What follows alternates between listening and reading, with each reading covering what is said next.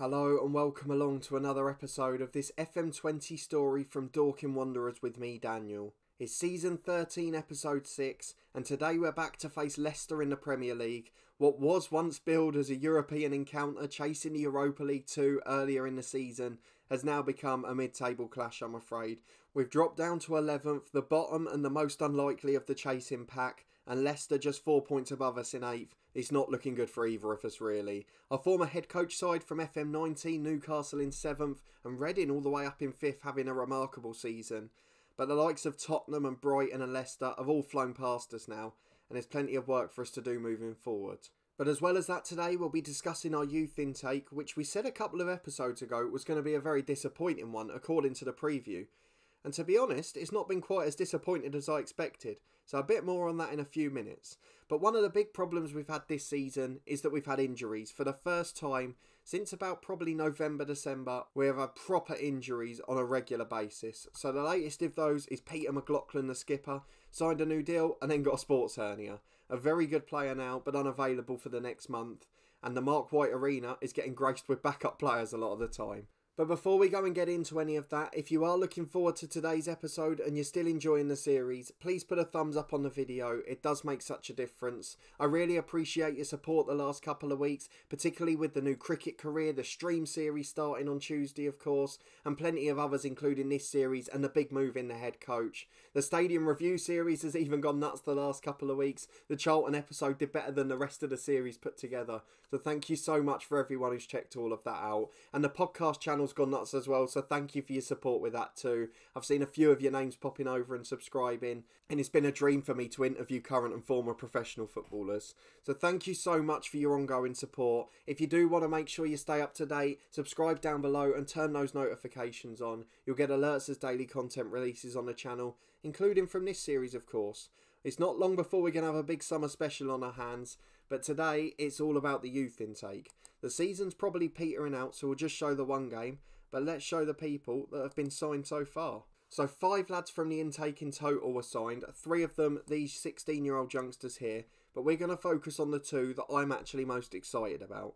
So first of those is the highest rated one, and that is Grant Jutkovic. 1.5 star ability, 3.5 potential, a centre forward who can play off either wing, an okay personality, and to be honest, for a youth intake where we said there's not much quality, he's going to be a decent pro. Might make it a Championship League 1 level, certainly will become a professional footballer, and we're very happy that he's come through our intake. I'm delighted with that.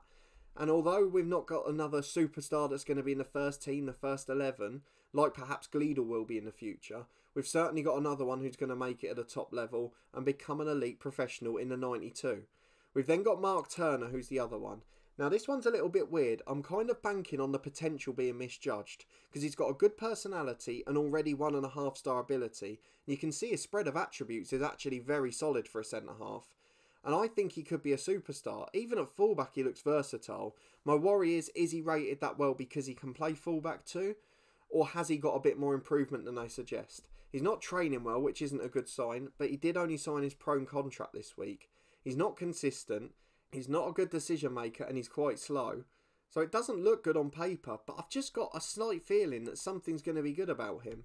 So we're going to wait and see. We've signed him to a deal and we'll keep an eye on him over the next couple of years. But overall, there's nothing special here, but it's certainly a lot better than we were expecting it to be.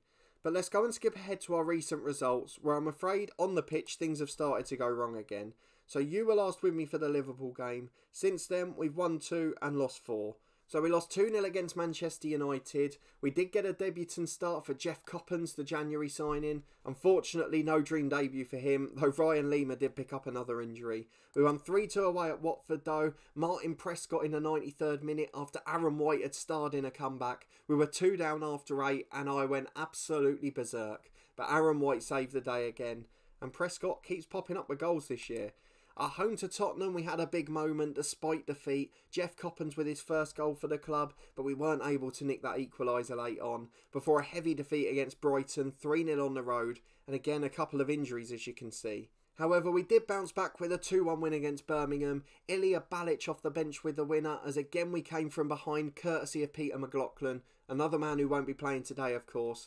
And in frustration last time against Norwich, a 3-3 draw it looked like being. We came back from 3-1 down. We were absolutely atrocious. And we managed to throw it away still. Balic, Lima and Coppens with the goals. Good signs for the future. But a brace apiece for Farley and Bunn wrapped up victory for mid-table Norwich. So that leads us into the Leicester game in quite poor form. We have got more home games than away left and a pretty good run in after the Chelsea game. But you know, Reading and Newcastle are both up there, so we don't want to get too excited. And we've got to make sure we get the job done first. We're on 43 points, it should be enough. But this game against Leicester, a chance to get back on track. It's a sellout at the stadium, which is to be improved in the summer again. Still no news on training facilities. So let's just go and look at the 11 and 18 today that will be facing this Leicester City side in the Premier League. So pretty familiar by now. A couple more coming back from injury if you've seen. Aaron White and Lewis James not fully fit yet. Lima's almost there now. And then we've got Porteous unfit on the bench as well. He had a little knock last week. But this is the 11 we've gone for. It's Stropper in goal. Krizek and James the fullbacks with Walker alongside Baker at centre half. And in fact, Jack Walker's had a poor spell recently. So I'm going to bring Carl Brown in. Can't get any worse, can it? Boyce and Nunes the central midfielders, Lima, Gilroy coming in, and then Aaron White at the left of the attacking midfield three. And then Jeff Coppens up front on his own. 2 goals in 6 games, not a bad start, but we're hoping for a bit more from him yet. Let's go and get into this game though. We've got game changers like Prescott and Balic on the bench. And we need to make sure that they haven't got to chase a game again and they're coming on with the side in a good position. It's Dorking Wanderers v Leicester at the Mark White Arena. Can we get back to winning ways in the Premier League? 4-2-3-1 for our visitors today and a lot of regens in that side. They've still got Max Aarons at right back. They've got Moise Keane up front and Guendouzi in central midfield. 3 players we know pretty well. On the bench, Cleverley is a very good young regen and Mason Greenwood's there as well off the bench if needed. So they have got a very good side and we're starting to see why they're up there. But we've got to ask the lads to show what they've got. We've got to relax them. They're so lacking in confidence. And today is going to be a big test for us. It's a tough game against a very good opponent. And in poor form, this could go drastically wrong. But here's Lewis James with an early throw-in. Carl Boyce picking it up on the right, and he finds Ryan Lima on the edge of the box. Chance to beat a man, but he's beaten in the challenge, and Guendouzi clears as far as Nunes. Down to Gilroy. A rare start for him in the league, and he concedes possession by dallying in it. Here comes Kassim on the left-hand side. Is Leicester bringing it forward on the counter, and Boyce challenge only finds Papin the left-back. Into Kassim again. On the edge of the box, chance to shoot, and it's straight at Stropper, a pretty tame effort. But a worrying sign in the first 5 minutes as Gilroy loses out on the ball. And it's another Leicester corner here. They're on the front foot, the visitors. Into Kasem, who heads just over. And it looks like he's going to be the danger man today. He's been very much the focal point of the highlights so far. 25 minutes gone, still all Leicester. And Guendouzi picks it up in the middle from them from a short free kick. Here's Koundé, the centre half. Out to Ibarra. Is that the Ibarra that was there at the start? I thought he was a bit older than that.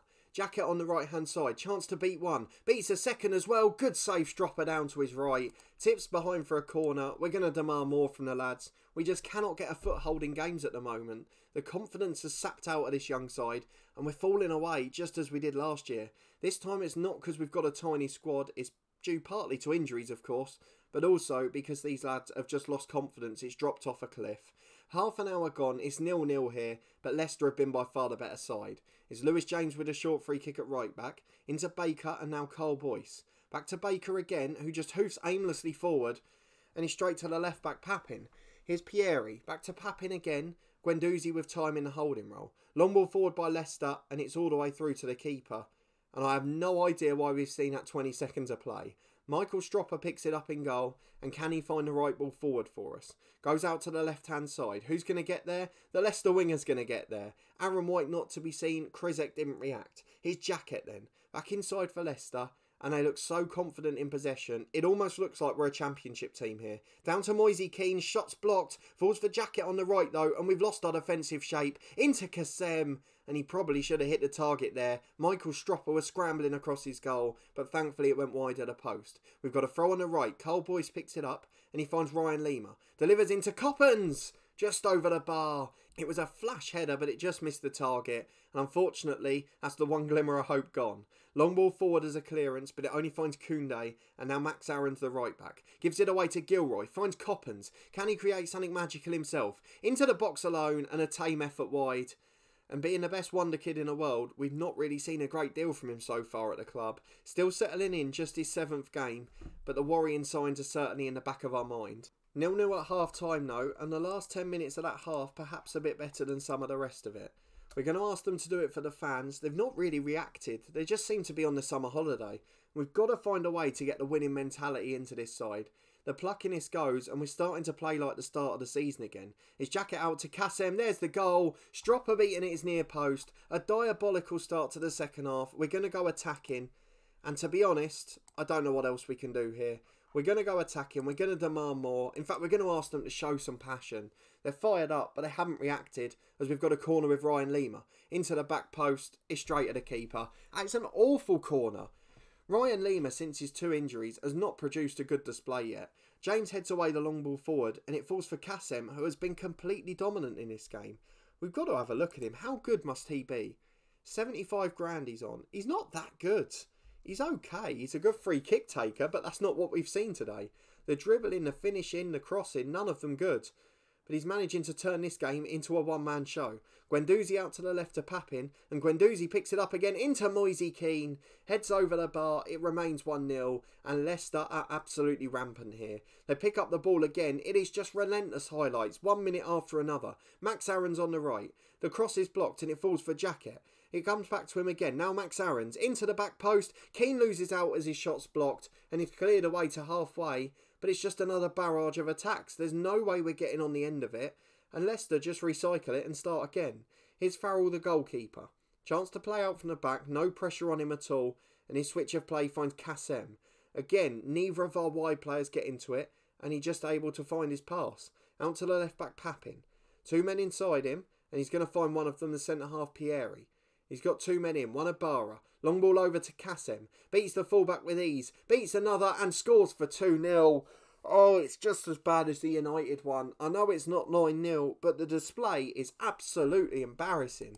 Where on earth is this coming from? We had 15 games where we were almost invincible, and now suddenly we're back to being a mid-table League One side again. We're going to take Nunes off. He's had a poor game. I don't know what else to do. Aaron White's not fit, so let's get Balic on for him. He's going to be an inside forward on attack. And at right back, Lewis James not fit and not performing. Colin Petrucci on for him. 25 minutes to go. It's Dorking Wanderers 0, Leicester City 2, and it deserves to be far, far more if we're being honest. 5 minutes left on the clock. Norley the right back, as of course is Leicester coming forward again. Yes, we've had a little bit of a breather from the highlights, but it's straight back to the right wing for the away side. Here's Norley, back to Jacket. Chance to shoot, hits the post. Stropper again, almost beaten at his near post. And despite continuing to improve off the pitch, Michael Stropper on it continues to make quite a number of silly mistakes.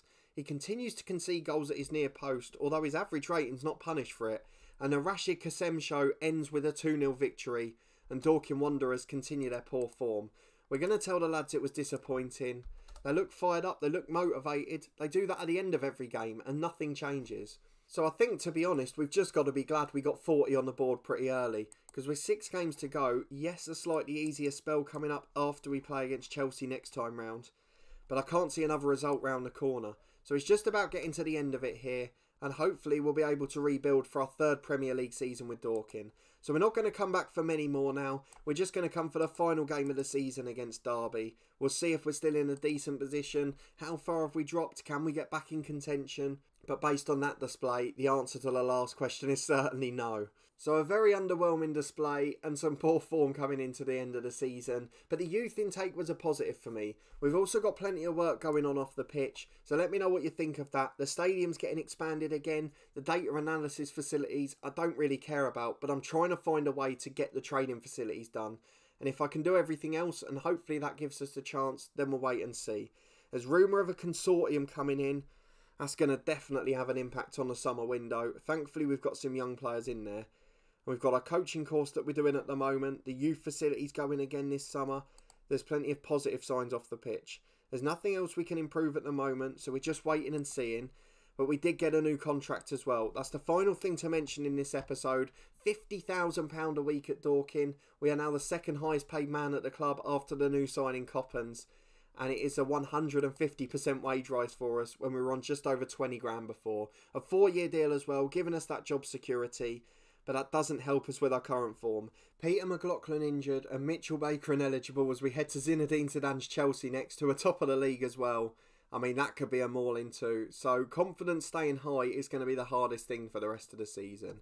But if you did enjoy this episode and that pretty disappointing display against Leicester, please do put a thumbs up on the video. The youth intake, let me know in the comments what you think. I mean, it's certain that our new stadium isn't a fortress, so we need to find something positive from this episode. And if you don't want to miss any of the content moving forward, please do subscribe down below and turn those notifications on. You'll get alerts as daily content releases on the channel. We've got 2 long-term stories, this one with Dorking and our head coach series as well. We joined a big new club at the end of last week and we've been having fun in our first season there. So please do catch up with that in the eye above if you haven't seen it already. It's the perfect time to pick up in the series actually. There's also 2 episodes a week from my new Cricket 19 career with England, and that one will be back tomorrow at 1 o'clock. And then on Sunday, my stadium review series continues. This week, we'll be talking about Crewe Alexandra. Finally, the live stream series will be back next Tuesday morning with Burnley, the head coach side we left. But it's a youth academy challenge this time. But it's not really about that so much. If you're able to come and hang out, if you just need to have a quick chat with someone, if you want to get involved in the community, then please do. It's been really brilliant with the stream so far, and I look forward to doing more in the future. And thank you again for your support over on the podcast channel. It has gone absolutely mad the last couple of weeks, and to have the chance to interview so many current and former professional footballers is a dream come true for me as a fan. So thank you all for your support with that. I hope it can continue to grow, and I hope this one can as well. But thank you so much for watching, and hopefully I'll see you next time as we try and recover for the final game of the season.